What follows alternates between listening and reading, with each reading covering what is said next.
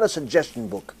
The Torah is simply a rule book of how to achieve success in everything, in this world and the next.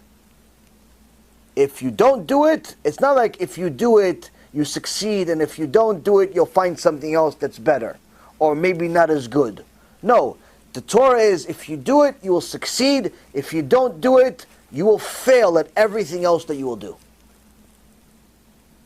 Yeah, my uncle has hundreds of millions of dollars. But guess what? A bunch of strangers are going to get it. All the money he worked for, strangers are going to have it. He's not going to enjoy it. Why? He's going to die soon. From throat cancer. Unless by some miracle, HaKadosh Baruch Hu decides to give him another chance. Because right now, every single day he's alive is a miracle. Because he didn't get the signs. I almost died too. I had to fight for my life for a long time because I was stupid. Playing with fire, I didn't understand. Oh, it's God that's doing all this. I thought it's like bad luck. I thought it's a bad doctor. After 50 bad doctors, I realized it's not the doctors. Don't be stupid like me. Be smart. The second version of me. But don't wait too late. That's in essence what we're trying to learn here. People play with fire, they get burned. It's not that Hashem wants to burn you. It's a reality. You put your hand in fire, you're going to get burned. It's not that the fire is a punishment. It's a reality. It's an outcome of your actions. If you defile the neshama that Hashem gave you, He has to destroy you. That's it. You have no right to be next to Him. He gave you a pure neshama. At the very least, we have to return it pure. The problem is, we return the neshama worse than what we got it. And yet we expect to go to Gan Eden. It's ludicrous. Imagine, your boss at a company says, listen, we like you, we're going to put you in charge of $1 million account to take care of company business. Grow the company, build the company, do whatever you can. All right? Okay. You come back to you a couple of months later. No, so how much money did you make us with this $1 million? Turn it into $1.5 million, $2 million, $3 million. What'd you do with it? No, we actually, you're in debt of $15 million. Not only did you not make us money, but you lost the money we gave you and you put us in debt of $15 million, and yet you want a promotion? You want to keep your job? Doesn't make any sense, right? When we make a sin, it's much worse than what I just gave you. Hashem gave us a neshama. You know what a neshama is? Your neshama has to travel 500 light years from Rakia to Rakia, different places in the heavens, in a matter of no time, to enter your body. Your neshama comes from under the kisei hakavod of HaKadosh Baruch Hu. It has to travel thousands of light years in a moment to enter your body. Got from the highest place and you came to this world, beautiful neshama. Hashem says, you know what? At least give it to me like I gave it to you. And prove a few things. That's the whole point of why you're here. Don't think you're going to get back to the kisei hakavod if you're returning to Him something worse than what you got. That's in essence, when you have an opportunity to keep mitzvot, it's an opportunity to purify your neshama. It's an opportunity to purify yourself and get closer to Hashem. Why? Because HaKadosh Baruch Hu is the King of Kings. He's not going to be next to anything filthy. It's just not going to happen. He's the King of Kings. He's not your boy. He's not your friend. He's the King of Kings. So this is why we have to speak harshly at times to explain to people the worst thing you can do is sin intentionally. Sin accidentally happens. You're human. And tzaddik shelo yichta. Even the tzaddikim sin accidentally from time to time. Even tzaddikim. There's a pasuk in the Torah about it. But an intentional sin is completely different. You make an intentional sin, you have a very serious problem. First, you have to focus on stopping the intentional sins. Do everything you can. Understand that making an intentional sin is worse than turning an atomic bomb under yourself, not under somebody else's country. You're blowing yourself up. You will suffer from that intentional sin. You have to understand what this fire is. Why? Because that's the only way. You see a beautiful woman that's practically walking around with no clothes on. Unless you understand the fire and the circumstances that you're putting yourself in by staring at her, you're going to sin. Either with her, or with somebody else, or with yourself. You're going to sin. So what are you going to do? He said, no, this is fire. You can't even look. Can't even look. Well, it's fire. It's a bomb. I got to run away from this. You look away. It becomes a reflex. Now, I know to some people it sounds impossible. What do you mean? How do you not look? If you train yourself long enough, it becomes your nature. The second you see a woman, it's imadas, you look away. And you can even get to the point where the second you see a woman, you look away. You're still appropriate, you're still polite, you say hello, and if somebody is approaching you, ask you a question, yes, and we look.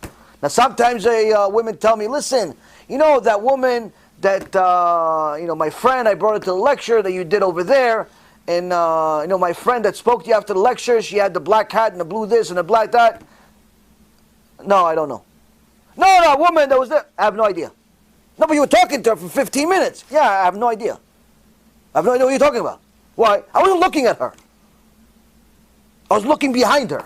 I'm looking at your face, but I'm not looking at you. I'm looking at something. You think I'm looking at you, but I'm looking at something. Why? I had to train myself to do that. Because I can't tell her, listen, hey, yes, ma'am, she's over here. Yes, ma'am, listen, I can't do that. She'll be offended because she has no idea what I'm doing. So I have to pretend like I'm looking at you to look at somebody behind you. And hope that behind you there's something really, really ugly or a wall. Why? I know if I look at you, it's fire. It's fire. I don't want to get burned. That's what you have to do.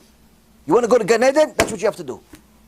To look at a woman that's forbidden to you is an isur from the Torah. To look, forget about be with her. To look at a woman that's forbidden to you. If she is somebody else's wife, it's already eshet ish. If she's nida, she's not your wife, but she's not your wife. She's nida. She's not anybody's wife. Single woman. She's forbidden to you. Can't look at her. She's a goya, not Jewish woman. Forbidden to you. Looking at her, you're already violating the Torah. Now, what do? You deal with things in a polite way. Hello, and that's it.